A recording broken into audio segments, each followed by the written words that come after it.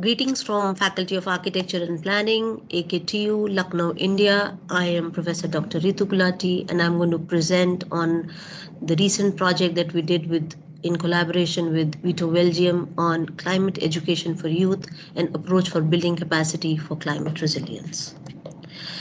This project was a part of the research project we're doing with VITO Belgium called Because You Care in partnership for Ayodhya, and we were trying to do the heat stress mapping for Ayodhya, creating the plans, drawings, and then doing capacity building and dissemination for the same. As a part of that project, the CLICS program was launched, which was actually a unique program and kind of gave the power to the students, to the budding new citizens of the country, the power to change the city, the power to understand what heat stress mapping is about, to understand what heat stress can do to your neighborhood, to understand how they can bring the change to that place. This CLICS program actually was called the Climate Change Knowledge for Schools, in which we were able to touch 13 plus schools and colleges, where more than 22 plus faculties and researchers were involved. Until now, we've been able to touch 3,000 students and more, and we are still disseminating the same knowledge on urban climate and resilience. In this program, many schools took part, and they were kind enough to lend support in form of their faculty and their students to engage in this program, first in dissemination, in capacity building, and also working on the site to understand the ill effects of urban climate heat stress and resilience. The way we took this project ahead was first to assess the gap in their syllabi by understanding their books, the syllabus, the board patterns, and then understand how climate change works, and then create modules for them where this gap could be fulfilled by our dissemination. So there were 3 modules created for the schools in form of lectures, and the 4th module was an on-field thermal comfort session.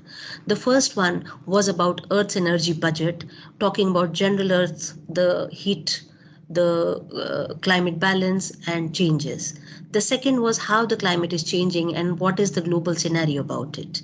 Third, focused especially on urban climate. And the fourth was where they were taken to sites and they actually measured the ill effects of development and built areas.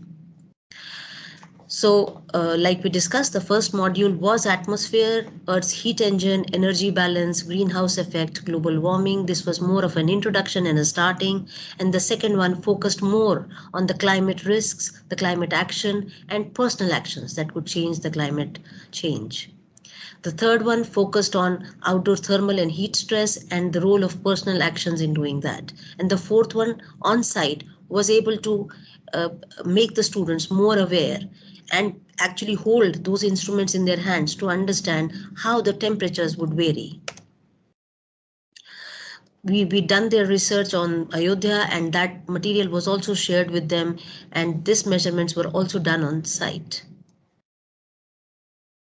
So this is what the factors of heat stress were, and this is how the brochure was designed for the students, which was to be distributed to them so that they could carry that knowledge back. There were QR codes on the pamphlets and the brochures so that they could scan and learn more about it. These were the dissemination lectures in which the entire faculty and the research staff of our institute took part, and the students and the faculty of the colleges that were selected also wholeheartedly supported. We took these dissemination lectures all through the city. Also, as a part of this project, we were able to incorporate the climate change in a lot of syllabi and elective subjects within our own departments. There were some experimental field sessions which were done as a part of the 4th module, and 2 places that were selected were the Ambedkar Park and the Lohia Park. And there was a conscious experience of the stark contrast of the thermal comfort in context to the built typology in urban area. Ambedkar Park being the more built area with stone cladding, and Lohia Park being the more greener area. And this was done so that the students could look at data themselves. They could carry the instruments, they could measure the effect directly on site. And this session was done by researchers from AKTU and VITO representatives on site and our research associates. And this is how the hygrometers, the WBGTs, were installed there in the grass, in the shade, in the paved areas. And there was a lot of discussion on this evaluation. The students took these readings themselves, and they also were able to look at various surfaces. So they took the data on granite surfaces, on vertical surfaces, on paved areas, on green areas. And they also made these recordings on their sheets, and they later analyzed those sheets where they understood that the difference was more than 3 degrees and 4 degrees and even 7 to 8 degrees at certain places. So that data, when they handle it themselves, it's going to stay in their minds with nobody else telling them that this is what it is going to be, and they are the future carriers of all this dissemination that we took place. The student training was also done in Ayodhya, where the students of Faculty of Architecture AKTU went to Ayodhya. They did the measurements there. They interacted with the community and people, and they also let the community take these readings, understand the difference of paved surfaces, the green surfaces, the shady places, and also thermal imaging was done to understand the difference in the temperatures. So we have a very robust team led by Dr. Vandana Sehgal. We have great workers like Dr. Fareen Bano, Gaurav Singh, and a very committed research associate, Avirbhav Sanyal. With this, now I would like to give the session to Sidra, who was a student who participated in this capacity building and dissemination program at Ayodhya.